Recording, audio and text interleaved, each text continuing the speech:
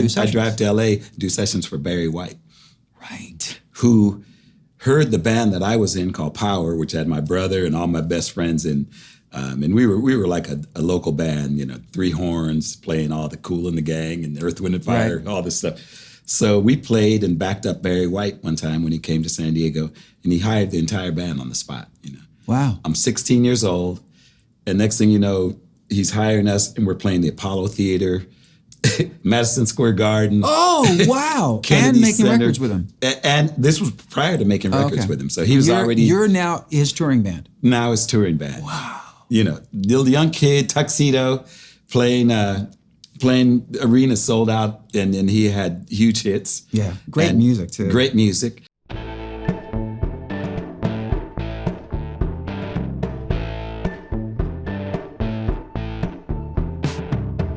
Hello, gang. It's me. It's been a minute. We have been on hiatus, I guess you would call it. I think, you know, you guys, I'm sure, have just been as busy as I've been. And the holidays, I hope you guys had a great holiday. We did. We went to, we were in the Bahamas for New Year's, which is a really amazing place to be for New Year's. If you've never done it and you have the opportunity to go to the Bahamas, especially where we were on a beautiful island called Harbor Island. So it's quiet, but it's also, you know, plenty of restaurants and places to go hang out. But the beaches are just incredible, and I feel so lucky that we got to spend a week in the Bahamas over New Year's. We had a blast. Maybe had a little too much to drink. Maybe a little bit. So it's, while I don't endorse dry January, unless you're talking about Sauvignon Blanc, definitely took a little break at the top of the year to kind of ease back into it, social hanging out. I'm very excited because the new album, After Hours, is coming out. It might even be out by the time you hear this or see this, but it's coming out what is going to be mine this Friday, the 16th. For those of you who don't know about this album, it's an album I recorded beginning of the year. It's half standards I've always loved and half songs I wrote that sound like that era. Recorded it all live, like completely live, like just human beings in a beautiful studio. 28-piece big band. I sang live with the big band, and we did every song live. So we made the whole album in a matter of 3 afternoons. Chris Bodie, the masterful trumpet player and my friend, is playing on a song. Kenny G, my brother of 35 years, is playing on a song. The great Rod Stewart, my newest friend. Rod and I have been friends for the last few years, but he's been a hero of mine my whole life. Rod and I do a duet of the old classic Young at Heart. And I'm just so proud of this record. It was the most enjoyable process, the most enjoyable experience I've ever had making an album, thanks to the great men and women who participated and helped me out on it. The players, the arranger, Rob Eklund, and engineers, my old friend David Cole, who did my first couple albums with me, recorded most of it. It was just such a great experience, and I hope you guys love it. So I'm in heavy promo mode these days because I want as many people to know about it and hear it as possible. What can I say about this week's episode? So Nathan East and I have been friends for 40 years, 42 years, if you can believe that. He was one of the first friends I made when I moved out to LA. He's just a little bit older than me, but he was already a successful session musician, amazing bass player. When I met him, he had already played on like Lady, Kenny Rogers' Lady, and he was doing a lot of work, and we just became such great pals. Our families loved each other. When he would be on tour, he used to tour with Kenny Loggins and Eric Clapton, and still tours with Clapton actually quite a bit. But when he used to tour with Kenny Loggins back in the 80s, whenever he was in Chicago, he would go and stay at my parents' house. instead of a hotel. And my mom would make breakfast for him and do his laundry. And he is like a brother, and he's part of my I feel like he's part of my family.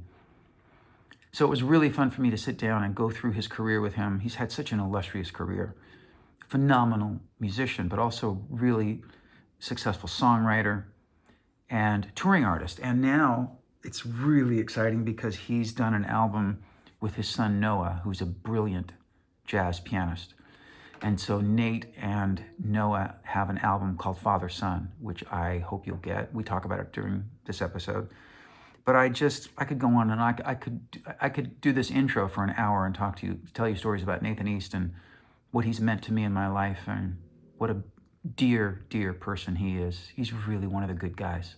So I hope you guys enjoy this episode. This is Stories to Tell, and my guest this week is Mr. Nathan East.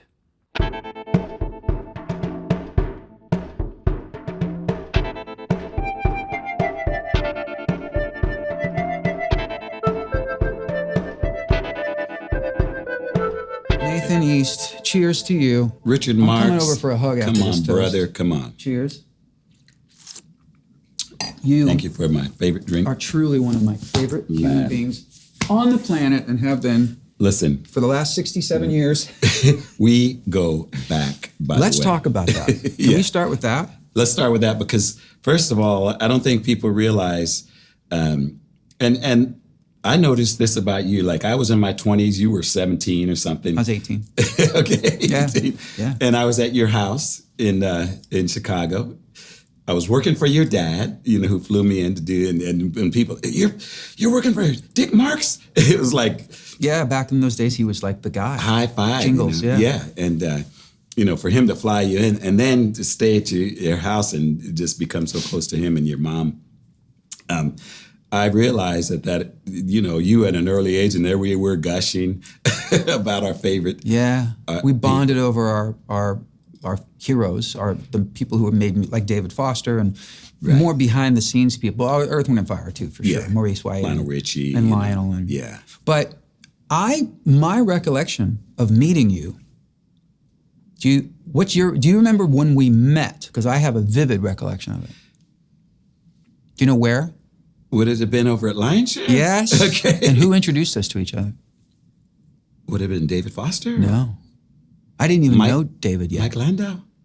No? Terry Williams, who ran Lionshare. Lionshare, for viewers out there, Lionshare was a really wonderful recording studio for years in the 80s, owned by Kenny Rogers. Right. Kenny Rogers was so happening and working on so many things that he decided, I don't want to have to book studio time. So and it was also in those days, it was probably thought to be a good investment to have your own recording studio. And it was state of the art. It was beautiful. I made my first couple of records there. You recorded hundreds, if not thousands of sessions. 10,000 hours. And I did tons of background vocal sessions there, and worked with Kenny and Lionel. And Quincy Jones. Well, Quincy loved to use, he was mostly at Westlake. He was at Westlake.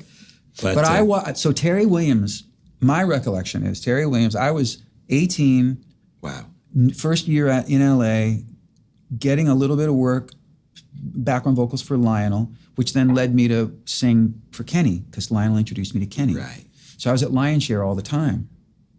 And Terry Williams said, you got to meet Nathan East. And I knew who you were because you'd already played on a lot of sessions. Right. And I was like, I'd love to meet Nathan East. He goes, he's the sweetest guy. I think you guys would really hit it off. So we were in Terry Williams' office. He was the studio manager. Right.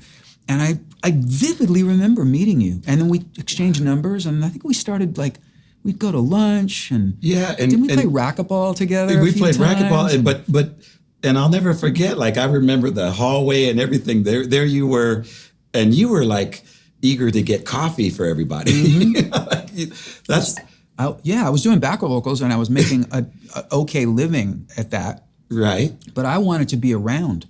I didn't want to just be there to sing backup vocals and then have to leave. So with David Foster and with Lionel, they were both look, hang out. They liked me for whatever reason, just hanging around. And so I felt I wanted to be useful. I'd go get donuts for people. Right. I would, just do I was like a gopher. And here was this cool little guy, young guy that just wanted to be absorbed in everything that was going on. Well, think about what we learned from those days. Oh, it's unbelievable. It was like going to hit record producer school. Incredible, yeah. And that was a legendary. I mean, that was the first song I cut with Lionel was "Lady." Yeah. He had written that, and everything was about. Oh, just wrote a song. And that was a couple years before I met you. So you had to be 23, something like that, when you played on "Lady." Right. I mean, think about you played on. I mean, there's so many other iconic songs you played on, but to be 23 or whatever you were and go, yeah, I played it based on "Lady." And the first thing we did was "Endless Love" with Diana Ross. That's the first gold record I got. Put it on the wall. How did you meet Lionel? And how did I meet Lionel? It was I guess that record that we were on. No, because it was Kenny Rogers. It was "Lady." Wow. So you were a hot session guy, and he was told he should called. get Yeah, exactly. Wow. Call all the And guys. he played piano on that, right? Who did? I think Lionel played piano on I it, think right? he did. Yeah. It was Paul Jackson Jr. on guitar. Right. And Paul was like a Cub Scout. That was his nickname. I mean, everybody was just young, but it was It was such an exciting time. I want to get to that. I want to I don't spend too much time like classic interviewee. I want it to just be stories and conversations. But there's so much about your upbringing and your childhood and your entry into music that I actually, on all these years of friendship, I don't think we've ever really talked about. I don't think. And I know you come from a huge family. You're one of 8 kids. Yeah. And what did your dad do? And my dad was an aircraft design engineer for General Dynamics in Philly, Convair, and he was back east, and his job moved him to San Diego. How old were you when you moved to San Diego? 4. Oh, so you were just born in Philly? Yeah, I was just But you born. grew up in San Diego? We grew up in San Diego. That's where I was confused when I was actually looking. I was like, he's a California boy. Yeah, no, I grew up in San Diego. So he got a great job in San Diego. Great job. Your mom was a homemaker? And she was a director of a Head Start Child Development Center. So. And I got to know your mom. Oh, man. Gwen was just salt of the earth. Yeah, well, we both have the parents of life. I mean, we hit the lottery. Right? I didn't get to know your dad, but yeah, your mom and I we loved each other. Yes, she loved you. And she loved Richard Marx. My parents loved you more than me. Well, listen, I you used to go and sleep at my parents' house when you would tour. If you weren't there, I wasn't there. Right. You'd sleep in the. Sleep in Richard's room. You were like, I would rather have this than a hotel. My mom cooked you breakfast and did your laundry. They said your bed's waiting for you. Yes. And those are the memories. Like I'll never, always a special place in my heart. Because of that connection. Well, I think it made us family. It made me feel about you different than a really good friend. Like because sometimes because of our lives, we go long periods where we haven't seen each other in a year and change. Right. And before that, it had been a while. But we're always in touch with each other. But I feel a family connection to you. Absolutely. And you sang at our wedding. I sang at your wedding. Anita and I, 30 years ago. I can't believe we just I was such a dick. Do you remember what I did? I set it up with Greg. So Greg Gaines and I are there. And Greg's playing piano. And I think I brought an acoustic guitar to do, you wanted me to do Now and Forever, which you played on my record. Right. And we were all so in love with Anita, and we were like, wow, Nate's finally settling down. Because you took a while. It took me a while. It took you a while, and which was smart, I think, on your part. Yeah. You were always touring. I started right in with my first marriage. Yes, you did it right the first time. But we were so excited about this union, and I was so honored and proud that you asked me to sing at your wedding. And so I brought my acoustic guitar, and I was sitting on the stool, and it was in your living room. Right. Lionel was there. Yeah. And Greg Gaines was sitting at the piano, so we were going to do it together. And I right before, like in a millisecond, I leaned into him and I said, D, we're going to do something else. And I whispered to him what we're going to do. And you introduced me. And you said, and now he's going to sing a song I played on his record. It's one of our songs. It's like, I want it to be our wedding song today, Now and Forever. And I went, before I do Now and Forever, I just like to dedicate this one other song to you two. And you're standing there arm in arm looking at me. And I cue Greg and we go, it's the end of the world as you know it. And everybody cracked up except Anita. I thought, oh my God. She hates me now. She gave me that Anita like. Really? So she thought it was funny, but she was like giving me like you're lucky if you leave here alive. No, it was, and the other thing he did is as she was walking down the aisle, he broke into Mission Impossible. Yes, I remember that. And people were losing it because I was the last guy, you know. And, that was a beautiful, beautiful day, man. Oh man, it was. And you guys just had an anniversary. And we just had our 30th anniversary. That's Which is 30 years ago. It doesn't seem like it. You look the same. I wish. By the way, I want to make a motion that this be part 1 because we're going to be here for a while. I know. Right? I know. There's too much to cover. There's a lot to cover. So take me back to you're now a little boy growing up in San Diego. Right. Any musical background in your family prior to you? You know, other than my father, there was a piano in the house, and other than him sitting there putting Life magazine in front of him and then playing a couple notes, and my mom could play, but other than that, no. And we all had piano lessons from a gentleman that lived down the street named Mr. Lockhart, and we all took. But other than that, it was the Beatles on Ed Sullivan. And it was the Charlie Brown Christmas specials with those, Vince Guaraldi music. Exactly. And I sat in front of the TV screen. So that got you hooked. That got me. Really? That really got me. Like in a way that you were like, I want to play music. I want to. Exactly. Really? Because it was so cool. And I'm thinking, wow, I'd really like to do that, you know.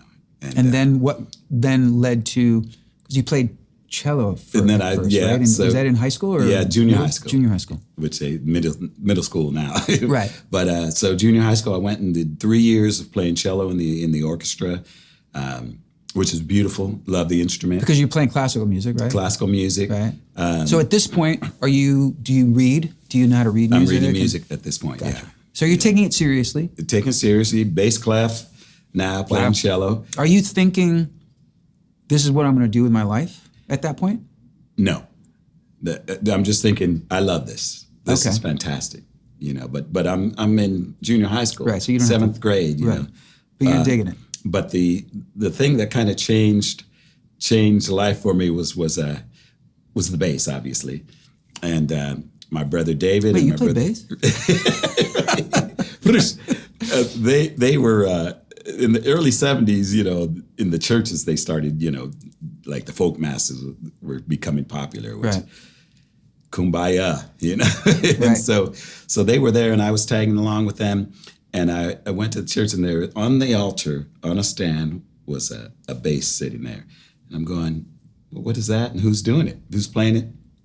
No, is it? An upright bass or an electric bass? Regular electric bass. Okay. I think it was a Gibson EB, red, right. You know. And it looked sexy. It looked sexy, and I'm looking at the thing, and I'm going, well, guys, you mind if I have a go? Because I'm tagging along with my brother who's playing guitar, my Ray's singing. Ray's actually a Monsignor now in D.C. as a parish there. Your you know. brother, yeah. And all the guys, whenever Phil Collins or Clapton, they go to D.C., he goes in there and prays before the show, you know. And it's fantastic. So I pick up the bass, and as soon as I picked it up and started playing music, then that's when it was like. Was it like the first time you picked? Did you wear it, or did it have a strap? Yeah, it had a strap. I put it on. Can you really remember? Because you were 14, 15? Okay. Yeah, 14. Can you really remember? And was it like a lightning bolt went through you? It was like oh! Yeah, that's exactly it. Wow. Exactly it. Like the magic of what this thing could do. What is this? You know. And did you immediately just know from your playing guitar and playing cello? Cello, yeah. Like it's intervals, so right. You were just like, oh, I know how to. But immediately. But then you play it and play it and play it and play it and develop a style and diversify and. But the thing is do you remember what you played? What's the first thing you ever played on the bass? Do you remember what song it was? It might have been. It might have been Kumbaya. That makes sense. No, but then right into Love Me Do. Exactly. Right? It's because at that time Chicago was out, so there's Pete Cetera and Earth, Wind and Fire, of course. Verdine, and so I'm starting, and all Motown stuff. So I'm starting to get a feel for, oh man, my ear is going to the bass every time, you know. And then I took the bass to school at lunch hour. I picked it up and started playing the bass line to the James Brown song called Top of the Stack. And I'm sitting there playing it. And next thing you know, there's 9 girls. Yep. And here we go. Done. The common theme. Why'd you get in the music business? Ta-da! No, it was just, and you know, I wasn't great at sports. I mean, they used to fight over who would get me. You take him. You take him. I mean, really sucked, you know. Like, okay. So this was like your thing. a This superpower. And what got you attention. Totally get it. There it is. And not only that, from a creative standpoint, the bass is one of those things where, like, there's a chord, there are about 5 bass notes that go with this one chord, you know. And my job is to pick the hippest one. Right. You know. And so that was what I was having so much fun, is like, oh, wow, if the chord is this and I play this, but that's a really cool sound. Right. You know? And so I was experimenting with what the bass because can do. the bass has the freedom to move around, unlike every other instrument. Exactly. And it's a rhythm instrument, so you're the drummer's best friend. Yeah. But then you're the guitarist's best friend as well. You know? So like from where I sit, that was one of the coolest choices, and it was easier than the guitar. Yeah. To play. Yeah. You know, my bro was playing, so I couldn't change these shapes quick enough. You know? Yeah. And so did the that bass lead to you joining a band like right away? So then I joined the stage band in high school. Okay. You know, and what did you play? What kind of music did you play? and it was the big band, so jazz big band arrangements, and all these cool things that really you had to have your sight reading chops together. Yep. Know, which kind of saved me, because when working with your dad, Let's go. that music came in front of you. And go. You There's had- no you had- well, can we learn this? No. No. Here, the chart is here. No. You've got 10 minutes. Exactly. And I remember one time doing like 9 jingles and you in about 15 minutes with your I'm dad. sure. I think I sang on a couple of things you played on with my dad. Yeah, I'm I pretty bet you did. You know? But then by that time, I was kind of out here in LA, Right. and you were going back to Chicago to work with him sometimes. Amazing. And then they came out here a few years Then he later. came out. As a And matter you of worked fact- with him out here too. Yeah, I right? worked with him and his studio was at Sunset Sound, which Yeah. is where Foreplay recorded our first album. So I'd see him every day. Right. You know. Yeah, he had an I office think there. about Dick Marks every day. Do you? Seriously. I mean, just because, you know, your music is always on, and then, you know, we did the videos together, and he was such a great arranger. But I really do. What a great man, you know. I felt the same way about him. I felt the same way about your mom. Wow. We, you know, like you said, we hit the parent lottery for sure. Yeah. And that really sets us apart. And that's another thing in our friendship. You know, as we get older, the people who I go back the longest with are the people who have memories of my parents. And that's an important Right. link. But Yeah. you're on a different scale, because you really were like, my parents just adored you, and you, like I said, you stayed at their house, and whether I was around or not, you know, you had a separate friendship with my parents Right. than Right. from me. Yeah. Which is beautiful. Which is, I can't think of too many people in my life that's the case. And my parents, this is important, because I think you know this, but it's really good for me to tell you. And my mom was very musical too, great singer. Right. But my dad was sort of like the man, and he was such a brilliant musical mind. Right. They loved you, but they respected you. They really like my dad's Wow. was such a fan of your talent. Wow. And he would rave about, nobody plays like Nathan. Nathan's the guy. Unbelievable. It's beautiful. Well, coming from, you know, the guy, he was the governor. Yeah, he really was, of yeah. Chicago. And, you know, and like I say, your mom, you know, by the way, my bed there, you know, that was legendary, right? Yeah. And one of the things I used to do, because whenever I stay with somebody, or even my hotel, it's kind of a little bit crazy, but like I make the bed, but like military style. Yeah, that's like great. That's the beautiful. housekeepers come in there and, wait a second. Does this mean I don't get a tip? Right. And it's just something that I'm in the habit of doing. I can't get out of the bed without making. So when I stayed at the house, you know, when I made that bed, like I'm sure wait, did he sleep in the bed? My mom was probably like, and she could make a bed, but she was probably impressed. She was probably like, he needs to show me what he's doing. I mean, this is a skill bouncing a dime off it. Back in the day, because we, with all our kids and, 5 boys, 2 girls in one room, and we were having bed making contests, so, the military tuck and all this stuff. So I used to, that's what I wanted to like leave when I left. And then I went, wait a second. Was he just here? Was he even, did we imagine him being here? And this is where like, I realized you got your relationship chops from, because everything's about relationships, right? I mean, and I don't know anybody better than you at a friendship and keeping that friendship. And like I said, 40 years, and we've just gone in and out of each other's lives, musically, non-musically. Yeah. And that's, we know a lot of people fall out in this town. Yeah. Or you just kind of fall out of friendship and everything. But you really are one of the best, like, friend makers and keepers that I know. Thank you, buddy. Yeah, it's amazing. Well, I feel like I've been really blessed in that way, for sure. And I'm proud of the fact that I have multiple friends of 40 years and more. I'm 61. I've got a couple of friends still from high school and from grade school. Wait, you're 61? Yeah. I've been telling everybody you're 41 all this time. Yes, 61. Wow. But I really appreciate that. And that's, to me, like a better compliment than...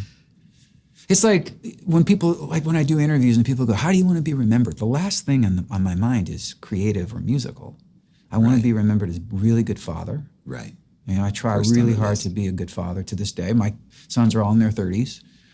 I know how important that is to you. There's something, I'm going to get to the parent thing but for obvious reasons later, but that's another reason why I think we've been friends all this time, is that the things that matter to us are the things that should matter to people. Right.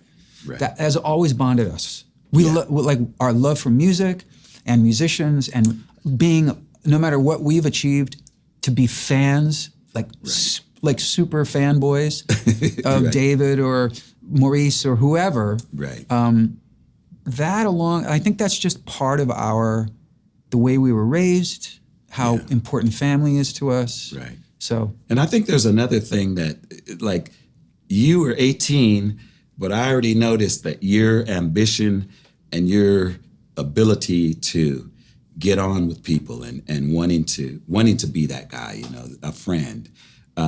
That's something that it just doesn't happen. I mean, that's something that you put some work into, Yeah. Well, I'll say this because I want to be honest in this conversation.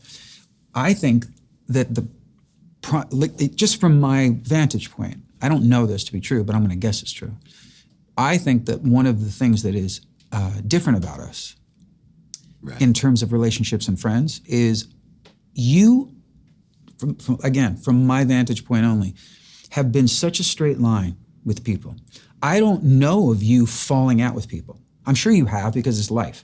But I don't know, I've always been, for whatever reason, and I've had multiple shrinks try to figure this out for me, because I had such a beautiful childhood. But even when I was a kid, I was confrontational. Right. I was didn't like to be told what to do. I had a real, if I treated you with respect, I demanded it in return, even when I was young. And so when I came out to LA and I started in this business, I would get confrontational if I felt like that needed to happen. I've had close friendships that blew up over stuff where they're dead to me. Wow. Yeah, I can be like, fuck him. I can be like, fuck him for good. Right. I don't see that in you at all. Sometimes it's okay to think it. Yeah. But that's a gift and a decision-making that I admire. Because I know that there have been people that have rubbed you the wrong way, or you've been, but you're going to do it in a classy way where they don't even know, where you're going to extricate yourself from a situation without burning that bridge. That's really smart. I've been dumb. I'm the guy that goes, fuck you! and your mom. Well, it's just our views on that. Like for me, it feels good at that second, but I don't see the upside. You know? Yeah, no, you're smart. And I know Your many people diplomacy that has served you well. Yeah, and there's many times where it would be justified, and you'd feel great, and good, I got that. But then the aftermath is. But I don't see the upside of that as opposed to if you don't do it, and then all of a sudden the circle comes up around now. And I can tell you, I have friendships that I could have gone there, but I didn't, and now they're even stronger than they were. That's great. You know. It's also, there's something kind of really lovely about circling back to people sometimes. You know, Right. when Kenny Loggins was here, we got into that a bit, and I wrote about it in my book. But I wrote about it in my book, about my history with him. And before we went to, like long before we went to print, I sent him the pages and I said, I want to make sure that you're okay with this, because I'll change it or I don't have to. And he called me and he went, don't change a word. That's exactly what happened. Wow. And yeah, it doesn't make me look great, but it's what happened. And he said, and I want you to put it in the book because how beautiful is it that we're close, that we've circled back to each other years later, Right. and that we're great friends. You know, he said, I think that that's important because it shows forgiveness on both parts, and it shows real life. You know, because Kenny, I just idolized him so much, and I met him soon after I met you, and you were touring with him actually when I met him. Exactly. Wow. Yeah. 1984, maybe something like that. 83, 84. 83, 84, yeah. And then I won't bore you with the details, but like I just loved him, and we were friends. We didn't work together. We just were friends. He took a liking to me, and we play racquetball together and have lunch together. And I was like, I couldn't believe I was pals with my hero, with Kenny Loggins. Right. And then he just got weird, and he kind of like left me behind, like just completely cast me off. Wow. And it hurt me so much. But instead of being hurt, I got pissed. So then a couple of years later, I started having hits, and there was a thing where he was doing a gig that I think was hurting a little bit, or they needed some help with. And I was out touring, and they got me to come and be on this show with him to help ticket sales at that time. Right. So it was the first time I'd seen him in years. Wow. And he was like happy for me and like, hey, and I was just sort of like, yeah. And I just ignored him. Like I wouldn't talk to him. Oh, really? Yeah. I was like, Wow. fuck you. You know? And it went on for years and then little by little, we just kept bumping into each other. And then something in me was like, what am I doing? And then we became really, really, like, he's like, I adore him. Yeah. So I know what you mean. Well, that's what I'm saying is I admire and congratulate you on handling your life that way. I wish I had done that more. Well, that says a lot for two people. And they say when you forgive, two people get healed, right? Yep. You know, and, you know, first of all, somebody can't, you know, they can't burn you if you don't love them like that, you know. Right. Like the fact that you loved him so much. That's the only reason we had a problem. Made it. If I didn't care, I would be like, I don't care. Right. But it hurt me. I just didn't I didn't know how to express that without it being anger. That has been a lesson I've learned as I've gone through life, which is identify what the emotion is. Right. Maybe somebody's not pissing you off or disrespecting you the way you think. Maybe they've just done something that hurt your feelings. And it's hard, sometimes it's hard for a man to go, you hurt my feelings. You know what I mean? Like I'd rather go, dude, you pissed me off. Go fuck yourself. You know, confrontational, like it's stupid. And you know what? I think that's a very healthy and you know, just something that is a quality. You get something off your chest, and you know, if you said that to me, I know how he feels about me now. You know, which is to me better than you smiling in my face and then turning around and saying, "That's right." You mean like show business? Right. As soon as the door closes. All right, let's go. Come on, I still want to. Just for my own edification, I want to. I don't know how you went from playing in bands and in high school to, because you really. Am I wrong to think that your career really launched in the studio as a recording? Pretty much. Not so much as a performer or as like you played in bands, but your thing was like you became a studio guy that everybody called. And tell me about how did that happen? You had to come to L.A. Right, had to come to L.A., which I was kind of making the torpedo runs from, because in San Diego now I was playing at the Hilton Cargo Bar, 5 nights a week, Right. For $300. But during the day, you could drive to L.A. and do sessions. I drive to L.A., do sessions for Barry White. Right. Who heard the band that I was in called Power, which had my brother and all my best friends in. And we were like a local band, 3 horns, playing all the Kool and the Gang and Earth, Wind and Fire, Right. all this stuff. So we played and backed up Barry White one time when he came to San Diego, and he hired the entire band on the spot. Wow. I'm 16 years old, and next thing you know, he's hiring us, and we're playing the Apollo Theater, Madison Square Garden. Oh, wow. Kennedy And making Center. records with him. And this was prior to making records Okay. with him. So he was You're now his touring band. now his touring band. Wow. The young kid, tuxedo, playing arenas sold out, and he had huge hits. Yeah. Great And music, too. Great music. He was And, a great writer. unbelievable writer. Super underrated writer. And Just Love Theme. Love's Theme. Love's Theme alone, Gosh. which was actually a Gene Page arrangement for a vocal song. And a lot of people, Dun, dun, dun. right? David T. Dun, Walker, dun, dun, dun. right? And the string section, So classic. Sport. It was Wild World of Sports, right? Wide World of Sports, ABC. I think, of course, in the publishing world, that did Huge. pretty Way well. to go, Barry White. No, Barry, and he and I wrote a couple songs with him, and we became very good friends. And How did I was going to ask you about your songwriting career later, but how did that happen? Do you remember how do you end up writing a song with Barry White? just kind of going and taking a demo to him and saying, "What do you think of this?" Oh, okay. The School of Ray Parker, where if you're on a session, take a song over there. Yeah. Okay. So, that's I'm glad I asked that question. Yeah, That's a it's really good. important lesson. It's a good question. Well, it's like you got to make shit happen.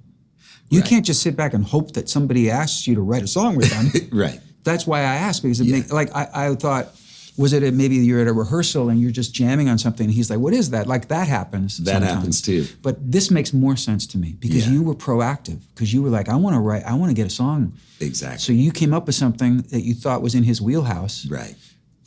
recorded it in a way that you could just say, here, what do you think? Exactly. And then he was like, oh, I'll jump on this. Exactly. That's what we did back then. Yeah, and he was the kind of artist that, he had to be on the song, right? Yes. So, Yeah. so Yeah, it was like me and Kenny Rogers. exactly. We joked about it until he died. He would be like, I didn't write any of that, but I get half the money.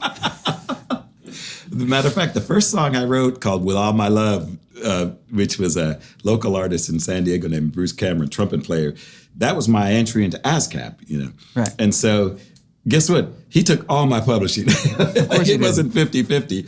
And I said, okay, I either have all my publishing, no song on the record, or 100% of nothing is. it's 100%. That's what we did. So, we both made those compromises. first song, so, okay, you get the publishing, and which 30 years later, I got it back anyway. Yeah. But that got me into ASCAP. Wrote it was the title cut of the song, and now I can take this album around. Oh, I wrote this, It's on the radio. When you hear your song on the radio, it's like an amazing thing. It's the greatest. But so, that's Barry White. I say I went to Barry White University because I sit there 5 days a week and watch him create a hit, from scratch. He gives the bass part, okay, Nate, I want you to play bow, bow, bow. Okay, do that for 8 hours. Ed Green's on drums. Yeah. Then it goes there next to Lee Ritenour, Ray Parker Jr., Wawa, and gives each one of those guys a part. So was it through Barry White that you met all those guys initially? And sort of, yeah, pretty much. And and then Gene Page was the arranger. Yeah, who was just a genius. Genius. And then Gene started calling me, and he called me for a Hertz Rent-A-Car jingle. And of course, we love jingles, right? Yep. And on that commercials, there's Lee Ritenour, Ray Parker Jr., James Gatson on drums. See, people don't know that back in the 70s and 80s, a lot of the music that you're hearing on the radio is played by the same musicians who are playing the commercials that you're hearing in between the songs. Unbelievable. Yeah. It was an industry all unto itself. Yeah. And first of all, if you got to be successful in that industry, I mean, they made more money than people selling hit records. Yeah. Yeah. It was amazing.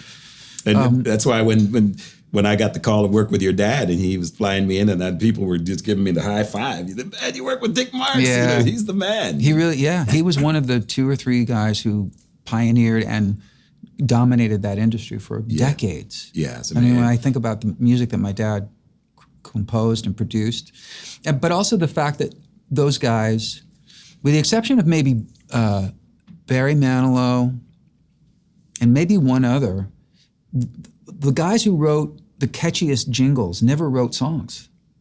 Right. They never they never graduated to songwriting. Yeah. And whereas like Barry Manilow, you know, what a legendary career as a songwriter, but it started with I am stuck on a Band-Aid and a Band-Aid stuck on. He wrote that. Like exactly. Well, same with you. And I think, I could be wrong about this, but I think your work ethic comes directly from 1,000%. There's your dad on the daily writing, you know, coming up with something out of nothing. Yeah.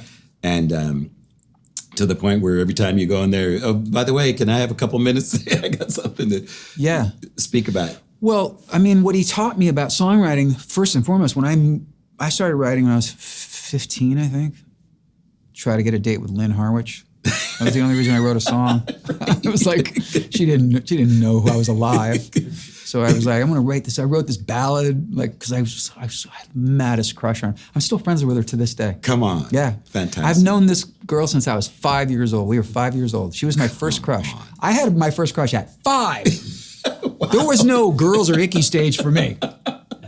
But I also was friend zoned a lot as a kid. So well, that makes sense that all these those love songs they're all unrequited, longing. These crush songs, But real quick, I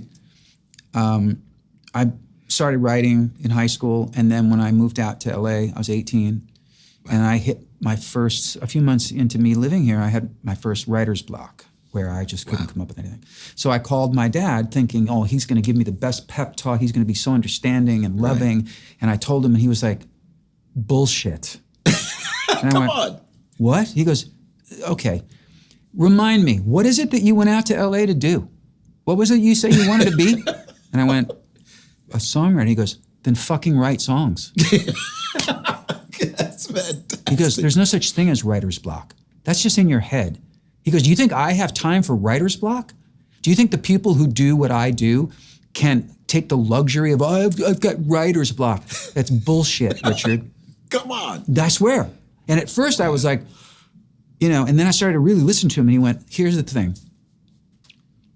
You've already written enough songs. This was really powerful. You've already written enough songs that you're not going to write garbage. You're not going to write something awful, but you have to write.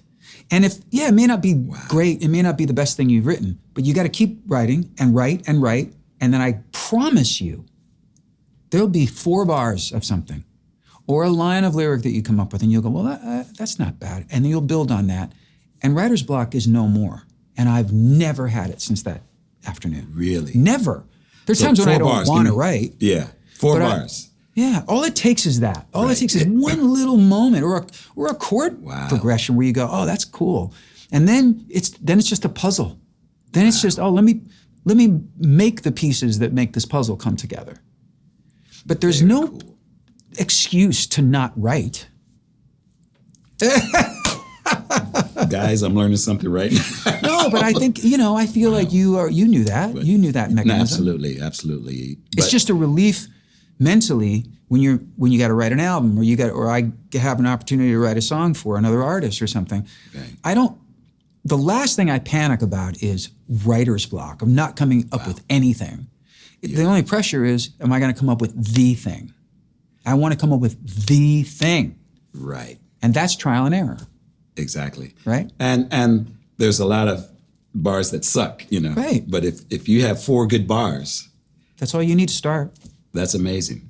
I mean, when you wrote, tell me about writing Easy Lover.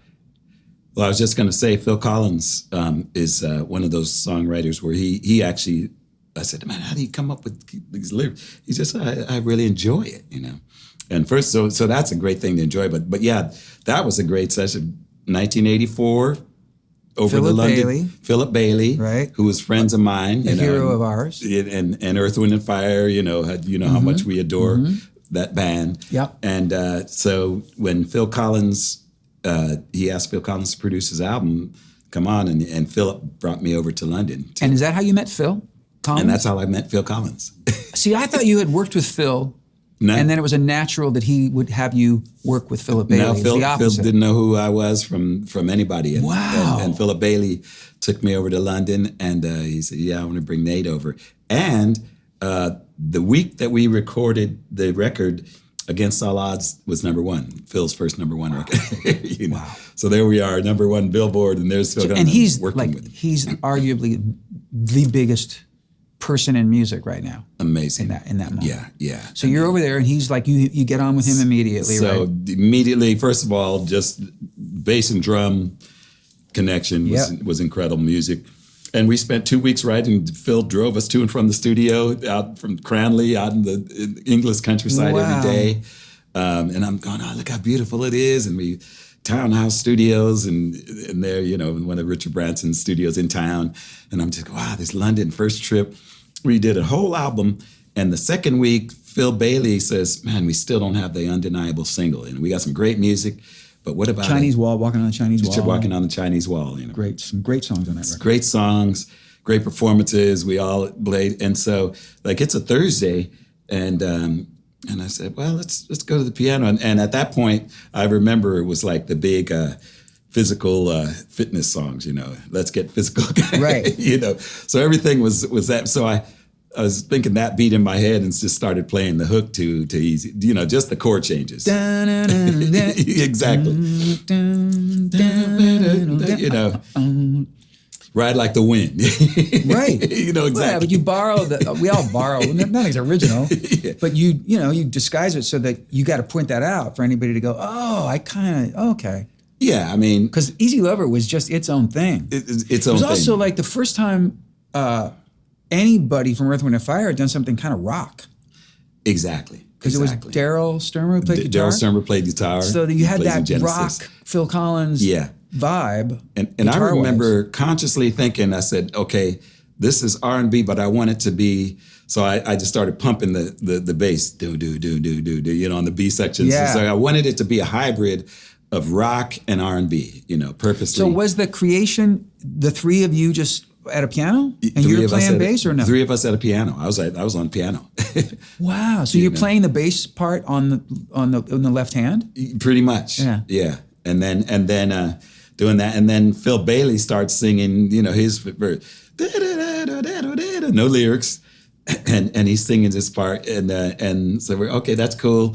So we're just kind of getting the sections, like you say. You get the first, you got the hook. Okay, we need an intro. I just kind of hit those chords. And not to interrupt you, but this is important. Like there are some songs in our history that break the mold, and they start with the chorus. They start with the hook. Right. Then that's one of them. Exactly. And but for no other reason than, oh wait, I don't have anything better to start with. Right. Right. Let's just start with the hook. Let's just start with this. Yeah. Don't bore us. Get to the chorus. Don't be schnook. Get straight to the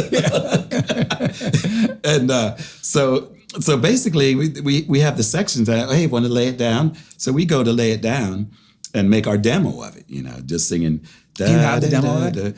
I think somewhere. If you ever run across it, will you please send it to me? Yeah, absolutely. I'd love to hear it. Yeah, and it's over 40 years old. Yeah. So it'll be on a cassette somewhere. Yeah. And we start and we make the track and say, okay, at least this is the form. Tomorrow when we come in, let's analyze it and make the track. We start listening, then we come in the next morning, we listen, we put the record on, he had played, George Massenburg hits play. Wow. and we're grooving there and I'm going, man, that sounds pretty good. And meantime, Phil Collins had changed the working title, Choosy Lover. As he starts singing Easy Lover, So Thank God. Choosy Lover. Because you would not have made any of that money. Choosy Lover. Nope. And that's going to be a no for me, dog. Right. I don't think your chair would have turned. Choosy Lover? Choosy Lover, And so the next day, so Phil starts singing these Easy Lover, what he came up with, and I'm thinking, wait a second, he sounds pretty good on there. It's Phil Bailey's record, but I just say, well, you guys should do it as a duet. So literally this is... So it didn't start out as a duet? It didn't start out as a duet. Wow. It started out as a song for Philip Bailey's record. Bailey. Literally 20 minutes too, by the way. Yeah.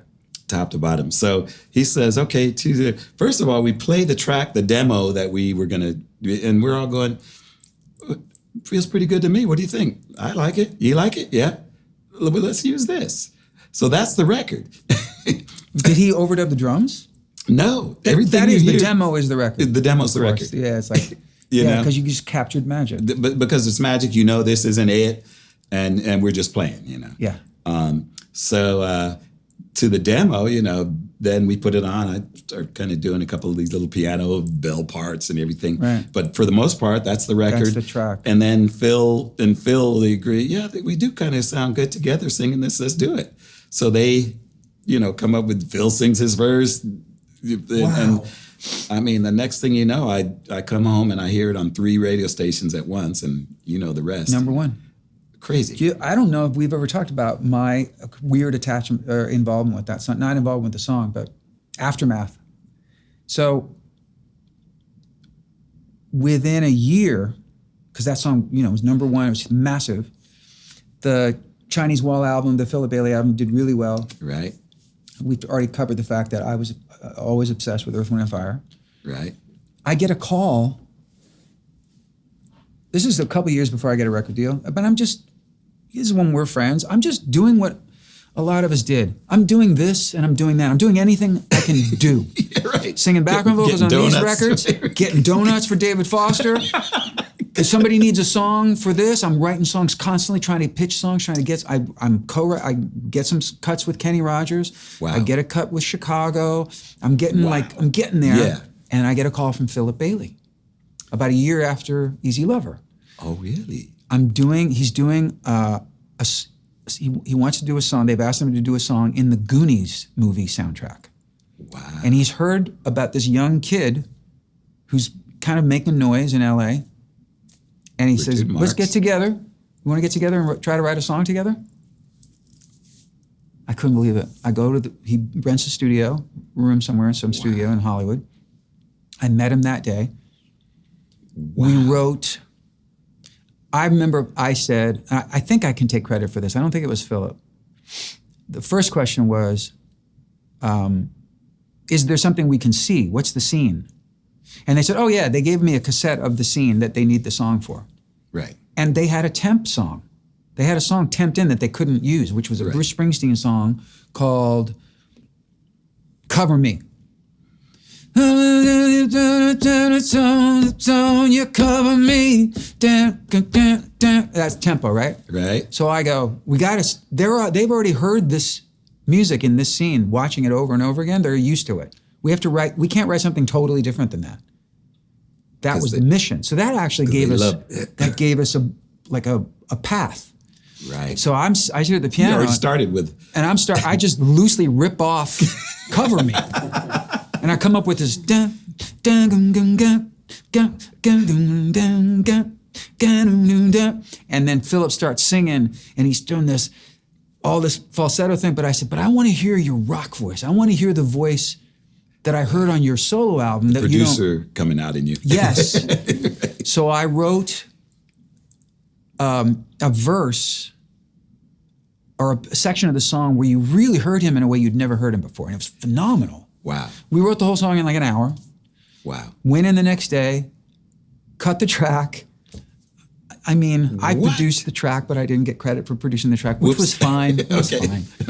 And to this day, on the Goonies soundtrack, there's a song by Philip Bailey, written by Philip Bailey and Richard Marx. Come on. But then he calls me soon after, and he says, I'm going on tour, I'm doing some shows, and I want you to come on tour with me and be one of my backup singers, but I want you to do a duet of Easy Lover. You'll sing the Phil Collins part. Get out. And I went to Paris with him. Come on. I went, I did, I don't know, a dozen shows with him. Is there footage of this? Probably not. We did one, remember Rick Dees? Right. Who's Sweetheart? Yeah. Kiss Rick FM. Dees used to do a big show at the Universal Amphitheater every year. Right. And he would have guest artists.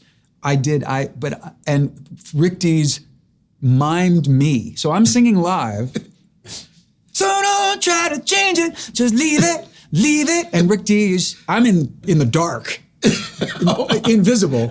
And Rick Dees is out miming my voice. Come on. With Philip. Rick Dees in the morning. And for years after that, whenever I would do interviews with Rick Dees, he'd go, you know how we met?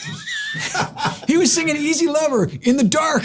Get out. But isn't that weird? That's really weird. So I got to sing the Phil Collins part on your song night after night after night with Philip Bailey. Shout out to Philip Bailey. How crazy is that? It's incredible. It's the tiniest of worlds. Well, I think about, all the things that lead to things, because you so kindly sent me your book before it came out. And one of the, first of all, the stories are amazing if people haven't read it. Oh, please. Thanks. Good plug. So the Venmo cleared, apparently. No, but one of the first things that I realized about coincidence is your dad was teaching your mom, giving her vocal lessons. Yep. Giving her vocal lessons. Yeah, okay, Dad. Vocal lessons to your mom, Ruth, beautiful. No, it's true. Hello. She moved from a little town in Ohio and came to Chicago. Wow. To be a singer. Somebody said she should get a coach.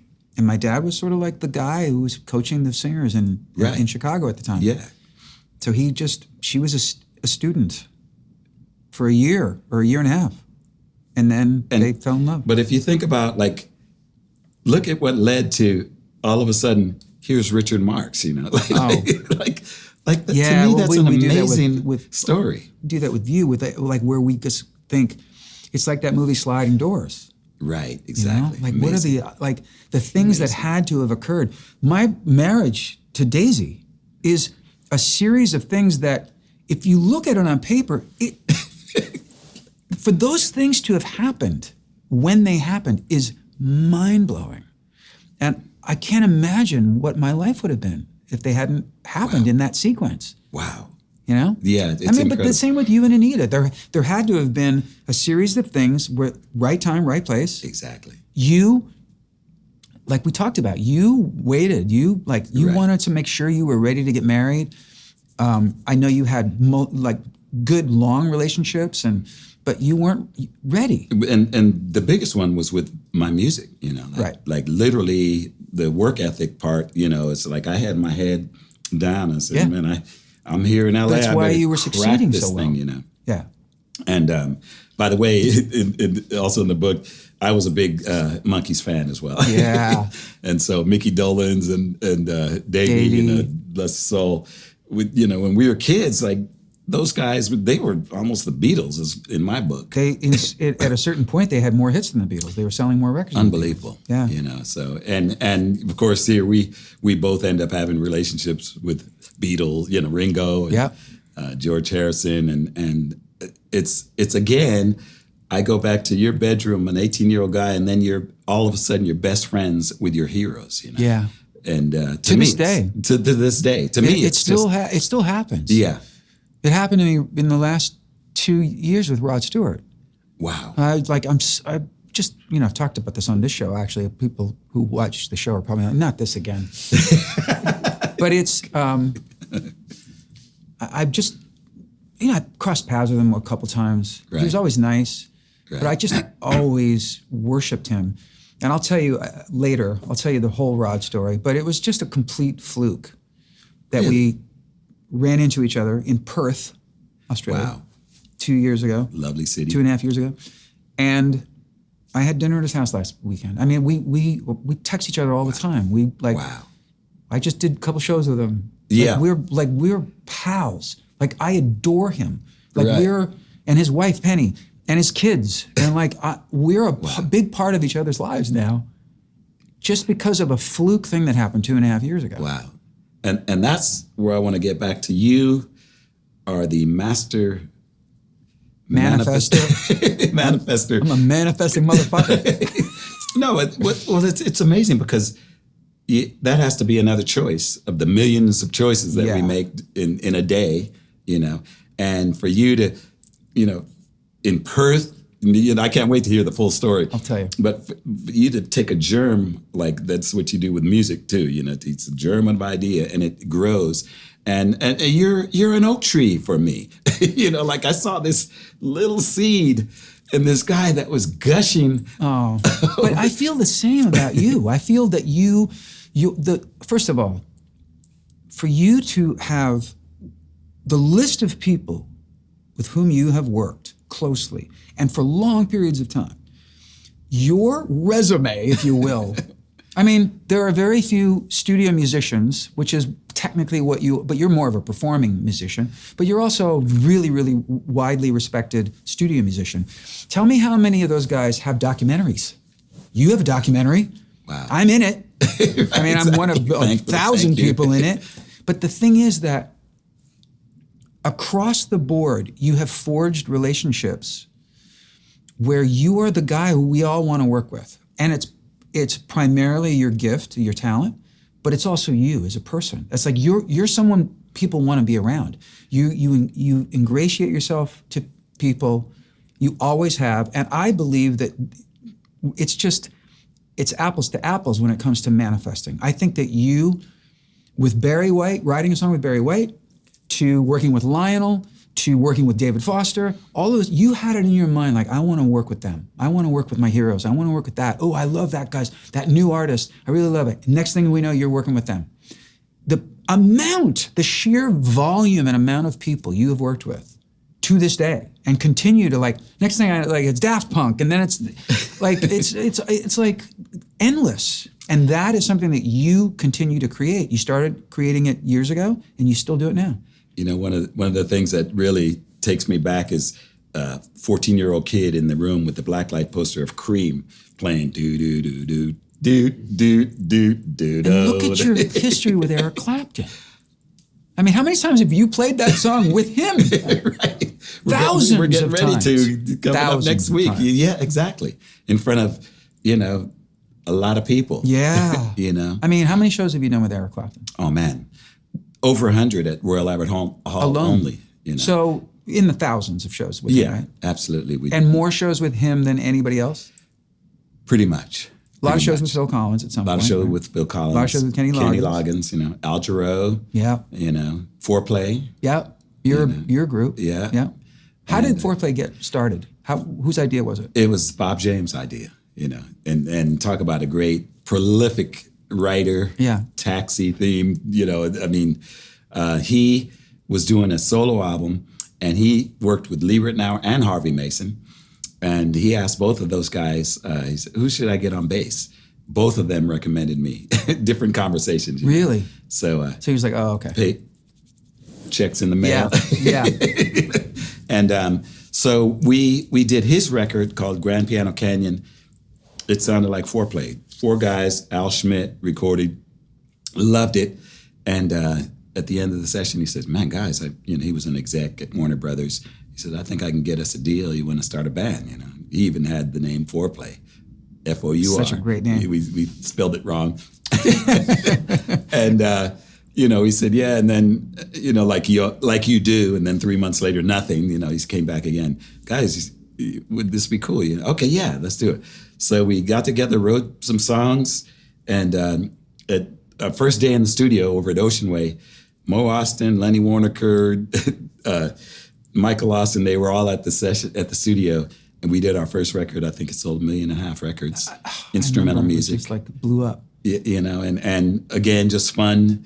And that was kind of like my first solo album, right? As an artist, And so that was in 1990, So I had almost about a decade of sideman session work. Yeah.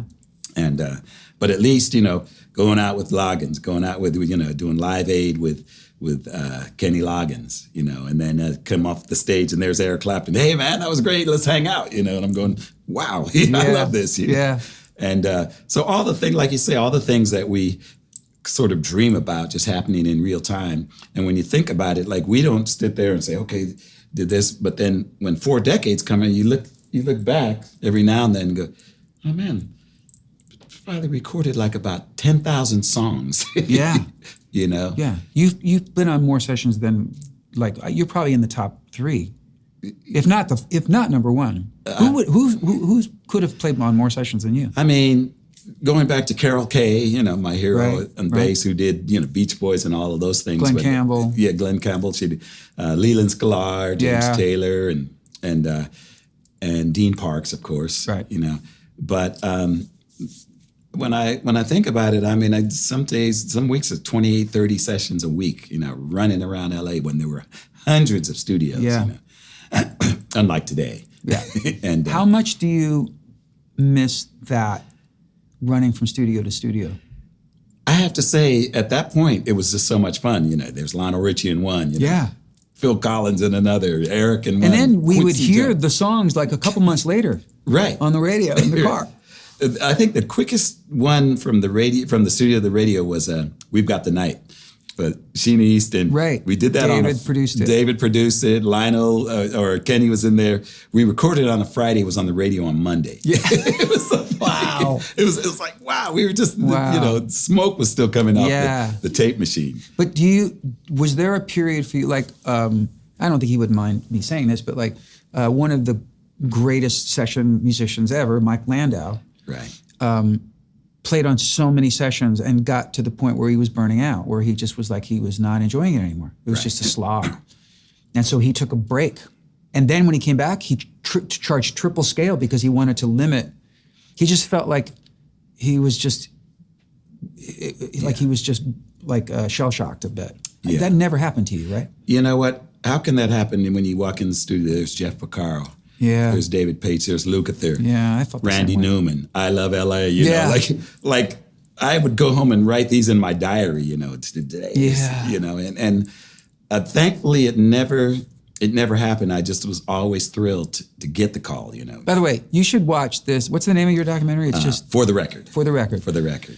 And it's a really great documentary. But I don't think even that tells the story of all the songs people would know that you played on.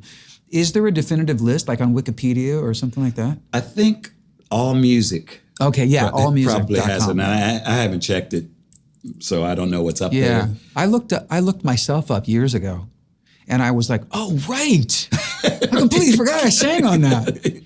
That's right. Yeah. Because, and Don Henley and, Endless. We were over there, and like I say, legendary studio, A&M and all these studios. See, I asked that because I was a little behind you in coming to LA and getting into the session world. Right. Maybe you already had 5 years or so. Yeah, you had a few years prior to me. But when I think of that time, like for me, it was 82 to 87, those 5 years. Right. Where I was doing my version of that, running to studio and co-writing with this. And, I would produce people's demos for $50 just because I didn't want to have to work at the restaurant or whatever. Can you produce my next? But when I think of that 5 years, whenever I think of it, it's wistful for me. When I think back, it was so exciting. Right. And for me, it was the same thing, like getting a call. Pat Leonard, the producer, called me up. I didn't even know who I was going to work with. It was Madonna. Fellow Chicago. Yeah, fellow Chicagoan. Yeah. And we used to work with my dad. Wow. Yeah, he was my dad's go-to keyboard player for years. On. Yeah. I didn't know that. Oh, man. Yeah, that's how I met Pat. Was my dad used to hire him all the time. So then Pat had me do some stuff for him, and I walked in one day, and there's Madonna. And she's producing the session, really. She knows exactly what she wants. Right. She's producing my background vocals. She was the best. But all that period of time in the 80s, and when the session scene in LA was so hot, fertile. It was so fucking fun. I know. And seeing people in the parking lot and right. I mean, I remember pulling up to Westlake, and then a black Mercedes pulls up next to me, windows blacked out. Who's this? Gets out Michael Jackson, full gear, red leather jacket, sunglasses, like he just stepped out of the video. Prince walking into the record plant as I'm walking out. And Prince over at Sunset Sound. Speaking of Michael Jackson, 83, Beat It had just come out. So Billie Jean was the first single, or no, Girl Is Mine, I think was the first single from Thriller, believe it or not. Really? Yeah. Then Okay, Billie Jean wow. was huge, but then he just put out Beat It. So Beat It was the new single, and it was just blowing up. And it was different than anything he'd ever done. It was rock, Yeah. Eddie Van Halen. And I was obsessed, like Luther the played world. bass. Luther, right. And I get called to a session at Westlake on a Saturday afternoon, which was kind of rare. Right. And it was for Quincy, something Quincy was doing. Wow. And so when I get into the room, and there's no receptionist or anything, it's like, it's kind of dark, the hallway's dark. Exactly. It's just happening in this one room. So I go in, and Quincy and Bruce Sweeney, and they're like, oh, we're not ready for you yet. We need like half an hour. So I was like, oh, okay. Remember they had a little video arcade thing? Yeah. So I thought, well, I'll go down the hall and play video games or something. Wow. So I walk down the hall, and as I round this corner, I hear this voice going, and then what'd you say? And then what'd he say? And I'm like, oh my God, it sounds like, and I turn in the corner, and Michael Jackson is sitting in this little like window sill on the house phone, on the studio phone, just talking to somebody and giggling. And he sees me, and he freaks out, and I go, I'm sorry. And I You bolt. but I'm like, Michael fucking Jackson is in the fucking hallway. So I go back to the studio, and I'm sitting on the couch. You know, there's always a couch in the control room. Yeah. Door opens. A few minutes later, Michael walks in. He's just there hanging out because he doesn't want to go home. Because he can. Yeah. And he wants to hang out with Quincy. And he sees me, and then he's like, oh, okay. He belongs. Like, Okay. I'm not trying to kill him. I'm just Right. like, Off and he the comes street. and plops down next to me and starts talking to me. No. He said, I'm sorry, I didn't mean to. And I said, no, I didn't mean to scare you. And I said, by the way, I really love Beat It. And he goes, you really like it? I mean, my Michael Jackson story is pretty fucking great. What? But that's what would happen at the studios. Right. You'd be going to do a session, and there would be Rod Stewart, or there would be Right. David Lee Roth, or there's Yeah. Stevie Wonder coming down the hall with his And there was people. the new Whitney Houston. Yes. You know, I really missed that time. I do too. It was exciting. I do too. When the music business was still so important, and we felt like we were doing things that really mattered, and were cultural pivots where a record just didn't come and go. A record could captivate a country or the world for a year or more. Amazing. You know? By the way, now you just do that with countries. You used to go studio to studio. Now you go Right. country to country. You know, Australia, Indonesia, Right, LA, right. That's what we do now. U.S. and which again gets back to work ethic. You know, because this is one of those gigs that you have to be able to do in your sleep. Yep. And you have to, like you say, when Saturday the phone ring, can you get down here? Saturday, yeah. Sunday, can you get down here? Okay. I mean, I've had the phone ring, and it was Ringo. I love how Ringo calls you. Yeah. What are you doing? Can you, Hi, Nate, it's Rich. right? And literally on a Sunday, what are you doing? What do you need? You know? Can you come to the house and put Okay, I'll be there by 2. 'Cause same thing with me. Yeah. Rich, can you come by on a Thursday? For you, anything. And he blessing. goes, that's the right answer. You know, and you get it. He's the best. Quincy used to say, you know, it's one thing to get the call, but to get the call back is even more important. Right, you know? exactly. And that's another one of the things, because we see them come and go like on a conveyor belt in this business. Here's a question I've never asked you. And I wouldn't have put you on the spot if I had a base here. I wouldn't have, just because you're going to have to just give me like knee jerk, don't think about it. Okay.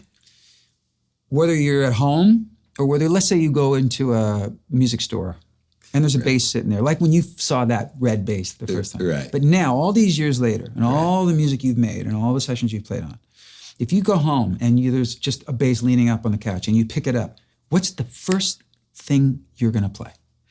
You know, Mellow, rhythmic? I have a sort of a Brazilian rhythmic thing I like to do, and it's with chords. And so it's like a bass line bouncing back among chords, you know. So because never play alone, you know. And Right. the bass is kind of a lonely, one note at a time. Right. So when I pick it up, I do more chords, you know. Right.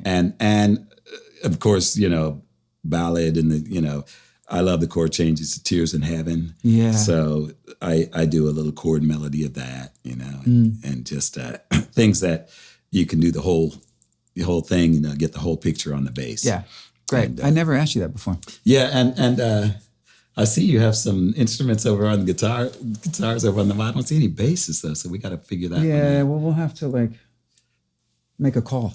Let's make a call. There are a couple of good guitars over there. That Rickenbacker is a 59 Capri. Wow.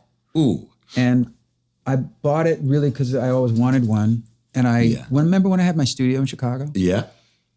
And yeah, I was great. kind of collecting gear for that. And when I would go to other sessions, this is in the It's beautiful. 2000s. And I went to Nashville and worked with Dan Huff on a couple of things. Right. And Great he Dan had Huff. that guitar, no, not exactly that, but exactly like that guitar. Right. And I thought, oh, he's going to put like a Rickenbacker kind of arpeggiated thing that's that sound, that Tom Petty, that Birds thing, right, with the Rickenbacker. Yeah. He used it as a rhythm guitar, power Wow. chords. Really? And I was like, that's what I'm going to do. So I bought that. And when I would track rhythm guitars, Whoa. I would track the two passes of the Rickenbacker with a Strat or a Telly or something as a rhythm. Fantastic. So, yeah. But that's really more decorative. Yeah, well, we do need a bass over here. We need a bass. By the way, your red Gibson, that was exact one. It was the bass that I first picked up. Wow, really? Yeah. When I look at it, it just takes me right back. Yeah. By the way, like most of our lives, but isn't it like one long year though? I mean, Yeah. if you say 40 years, I'm going, wait a second. No, I know, it's crazy. We were 2 when we met. It's more than 40 years for you and me. Slightly more. You're coming up on a half century, which is amazing when you think about it. I'm gonna go wait. And you're still like, you still have that look in your eyes. And I'll never forget, that look of, this is what I want to do. And I'm still hungry. The first gig I ever did, you played with me at that club called Sash in Studio City. The first gig I ever played live, you were in my band. It was you. Yeah, I remember. Jeremy Lubbock got up and played. David Foster got up and played a song. But the band was Tristan Bowden, right? you, Steve George on keyboards, Wow. and Bruce Geich on guitar. Unbelievable. At Sash. Wow. I was terrible. I was terrible. But I had a good outfit. I remember I had a good outfit.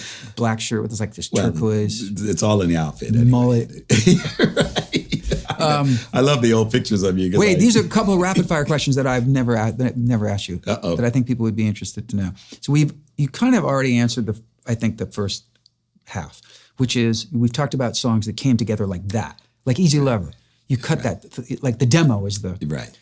What's a famous song you played on that was a fucking slog that took forever to get? Well, I'm gonna say Footloose, and well, because it's Kenny, and he'll be the first to admit that. And the reason it was a slog is because we rehearsed it for months and months and months. So every city we went to on the road, he would say, "Okay," and I'd see his lip, and I still have a PTSD because.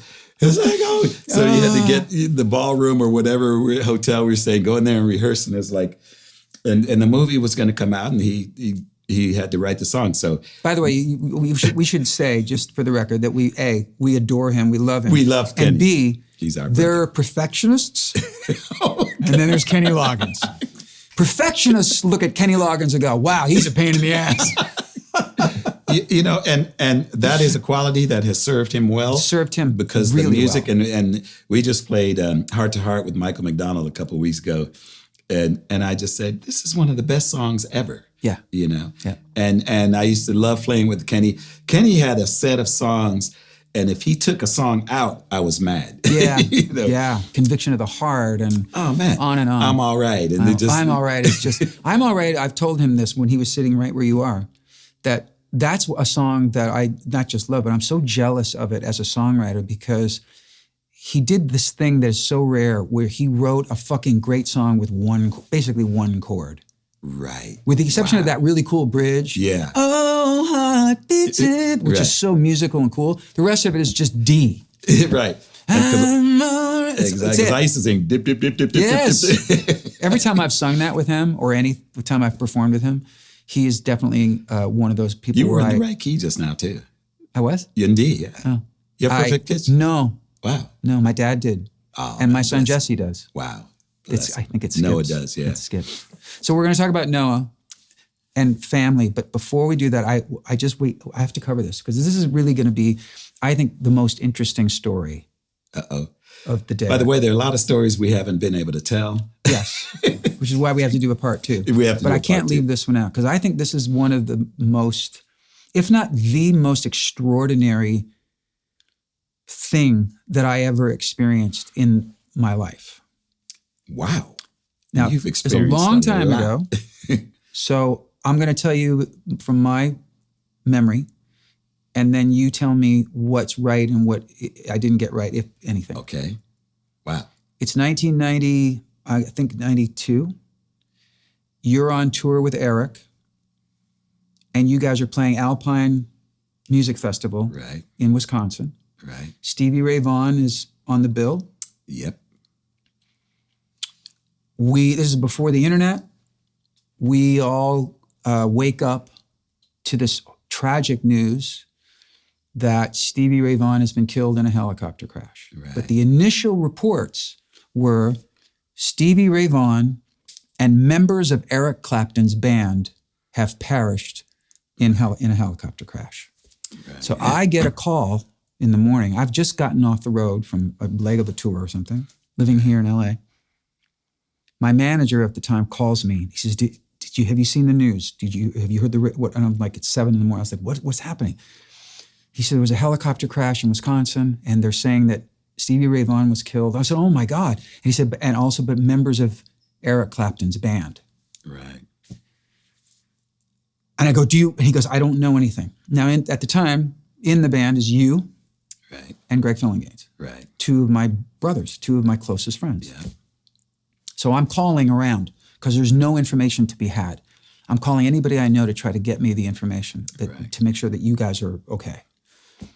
I get word really quickly that Greg was nowhere near it, that he was fine, but there was a question mark about you. And I'm waiting and I'm trying to get information. I'm calling. And finally, about an hour later, my same manager calls me and he says, Richard, I'm so sorry. I went, what? And he said, Nathan's dead.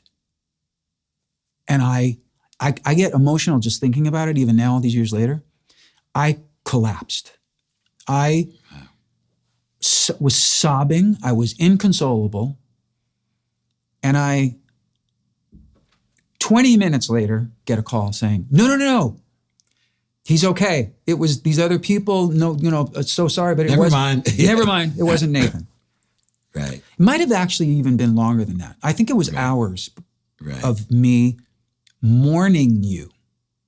Like I experienced losing you. Like, so then I get the call that it was a mistake, that you're okay. So now I know that you and Greg are okay. But I'm so shaken by the experience. And that night, you called me late that night. And we talked for a long time. Right. And I told you what had happened. And you went, oh my goodness. And you tell me. In your town. And we're both upset. You're obviously really upset because you've lost friends. And it's such a tragic day. And then I remember towards the end of our conversation, you were talking and I wasn't saying much. And you said to me, I remember this, you said, Ricardo, I'm not dead. And I went, but you were. To me, I was told you were. Yeah. And it was the most, if you think about it, it's such a bizarre thing that, I mean, to be told that someone very dear to you has been killed. Right. And then to have the relief hours later that they're fine. Wow. And here you are sitting here in this room. But that was like really an extraordinary thing for me. First of all, it was the darkest day of my life. Yeah, I'm sure. To this day. And I'll never forget, you're looking out from the Four Seasons that evening, the next evening, which obviously, the news had hit and everything. And as the sun went down and you looked out at that skyline, and it just was the most surreal, dark time and if you can imagine this, people were showing up at my folks' house saying, sorry, we heard about it. Heard what about it? So. To your parents, that's right, I remember. So my poor parents, and the other thing is Eric's manager had diverted all of our calls to all of our rooms to his room. So, you can imagine, first of all, they get the people turning up and say, we heard about what? Oh, no. They call the Four Seasons and they say, I would like to speak to Nathan East. All of his calls have been diverted to the management's room. So that's like, yeah. So when you get that, You assume the worst. yeah. And so it took me 2 tries to ring my mother, and she was so hysterical. And finally, So she experienced what I experienced. She experienced But what your you- mother. this is my mother. Yeah. Oh, bless her. Yeah, no, and it's funny you should even bring that up, because this morning, one of the first pictures I saw, I think, on Eric Clapton's feed is a picture of Stevie Ray Vaughan and Robert Cray and him backstage. And I was there, taking that same picture. It was taken by another photographer. And I had a friend who's a pilot. His name is Jim Scott, George C. Scott's cousin. Oh, wow. Talk about stories and everything. Yeah. But he had invited me. I'm a pilot, Yeah. private pilot. So he had invited me to fly on his twin Cessna out of the thing. He invited me to and from. I said, I'll go up on the helicopter with the guys, but I'll go back with you. So I went there and back the night before on that same helicopter, there on the same helicopter. And when I went back, they had a car for me going to the airport, and Stevie Ray Vaughan took the seat, But I can remember taking that picture of them. And then I asked Greg, I said, Greg, you want to go with me? And because we were together. Because he was headed to the same helicopter, The right? same helicopter. And Greg said, okay. So split-second decision again. Yeah. And Greg jumps in the limo with me, and we head off to the airport.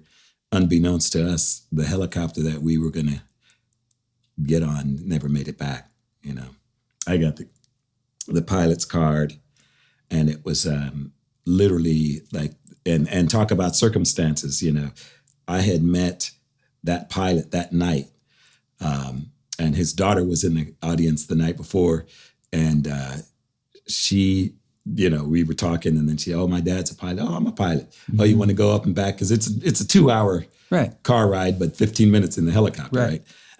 And so to meet somebody, and that kind of chain of events leads to, I remember Pat Metheny leaving this long message. He was in Brazil, and I thought we were going to work together. And then my phone, of course, it was the day of the phone answering machines. Yeah. Completely. I'm sorry, your messages are full. Completely filled in. And I remember when we spoke, I think I ended the conversation with rumors of my death had been widely exaggerated. Exactly. Yes, you made a joke of it, of course, which was good. But they had announced on the radio, and it was just a very, very, very dark day for the world, and I to this day, just am grateful to be here having this conversation with you, because that literally out of Meigs Field, which is no longer there, right. I can't imagine I'm sure that we all have come close to a demise within a split second and never knew that we made that decision. But like the people that almost took the flight on 9/11, you hear those stories. But that had to, I would imagine it still resonates with you now and then, right? Absolutely. Absolutely. It's one of those, since it's such a dark day, you try not to think. And you saved Greg's life by accident too. And he, he thanked me. Yeah. Because it could have just been one of those things where I just went on. He could have just said, "Nah, let's take the helicopter." Yeah. Right. And so lots of things kind of go around in my head as I reflect on that day, and one is that, I guess still must be meant to be here. Yeah. And I'm so glad you are. Well, thank you, brother. That's such a bizarre story. All right. And we have that connection because it's Chicago. So I had probably had dinner or something with your folks. Right. Right. Well, I think that they were actually out here by that point. But you still, you have had friends in Chicago for a long time. Yeah. I want to ask you about, and it's leading into another topic, but you mentioned that you have always been so focused and so eye of the tiger when it came to your career and what you wanted to accomplish, and that music was your soulmate. Yeah, exactly. But I also know that your dedication and your the importance of family prior to getting married was like the way your relationship with your mom and your dad and your brothers and sisters. You're such a family guy. Very close. Yeah. That it would make sense that you then become a really great husband and father yourself. But you're also one of the most in-demand touring musicians I've ever known. You're always on the road. Has it been, I'm sure it's been difficult, but how difficult has it been for you to balance being present as a father and also serving yourself and your muse as being a musician? Right, because you have this mistress, or your soulmate being music, and prior to getting married, I mean that was 150%, Right. And I'll never forget when the kids, the twins, Sarah and Noah, were 1 year old. I was on tour with Phil Collins, so we rehearsed in England for a month. So first of all, a month is like a year, when, especially to a 1 year old. Of course. And when I got back, they had drawn some pictures of the family, and I wasn't in the pictures. I'm like, oh no. Because this is also before FaceTime. This is before FaceTime and all that, So it made the separation harder. It was really, really, and I was in London, didn't see the sun for a month. It was gray. Yeah. And literally now I know why people, look the Harry Carey situation. Right. Like it becomes like depressing, like, first of all, I haven't seen the sun, which we need, you know? And then I'm away from my kids for a month, and there's no FaceTime or anything, So, and they're kind of like leaving you behind. Exactly. Because they're too young to, So did that experience make you go, I'm gonna have limits. I'm gonna have it pretty much, and it made me, when I'm there, 100%. Right. If I go to bed at 2, I'm still up at 6 making eggs, taking them to school. Right. So the fact that when I knew I had to be there, but when I get home, the quality time is going to be quality time, 100%. Like it's going to be more than if somebody's there all the time. Right. And that has obviously paid off, because I see, you guys were all at my show in London last year when you sat in with me, and it's the first time I'd gotten to see you all together. Right. And then now that, Sarah and Noah are adults, and right. But to see the closeness and to see the comfort and the ease that is a testament to. And they loved it too. Oh, it was so great. Show. I just loved that they were there. And then now to be working with Noah, your son. Wow. Who is a brilliant musician in his own right. Brilliant. Thank you. Tell me about that. Going from encouraging him, I don't think you probably pushed him. No. You just took to it like we did. Right, exactly. Like he was like, oh my God, I love this. I just want to play piano. This is all I want to do. I'm sure he probably plays other things too. Yeah, and organ, piano and organ. He played bass, and he picked up one on bass and played it in his school chorus, same thing. So how does it come to you guys starting to do stuff together? Because it really kind of started, in my mind, it started on Instagram.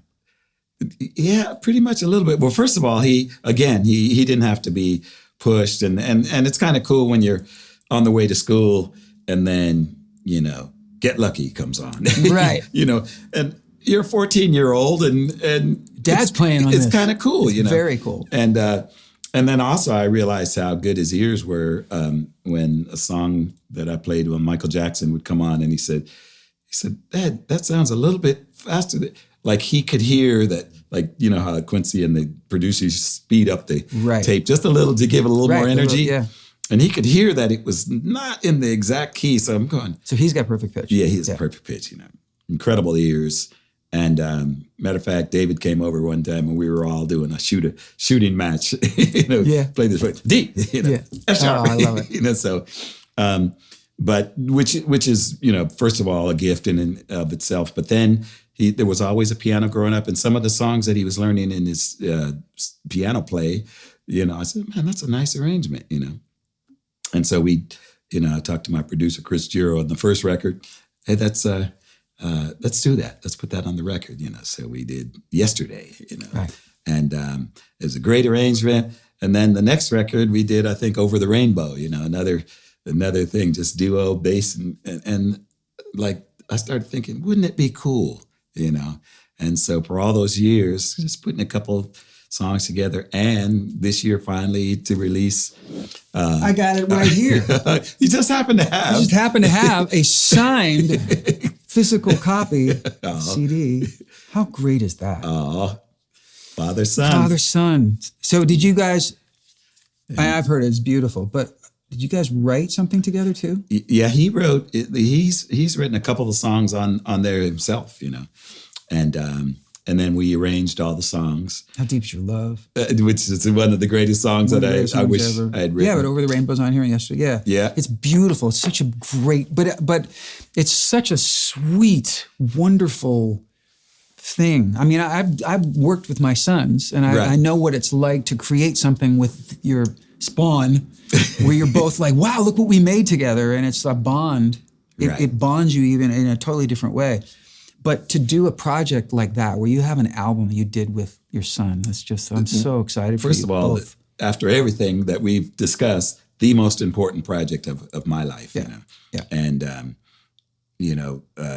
I just feel the blessing of this language that I speak, that now my son and I, we can now go around the world, sharing this thing that we used to do in our living room. Yeah.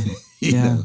And there's nothing like it. I mean, after all these years, I feel like, wow, here's something I never did before. Toured with my son. Yeah.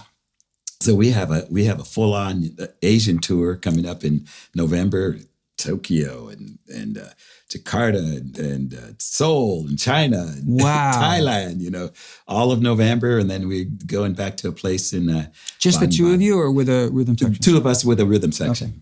Donald Barrett, our drummer, and Jack Lee from Seoul, Korea. He played on the album. But you got the thing with this is you got the tour and you got the shows, and then you got the time off stage.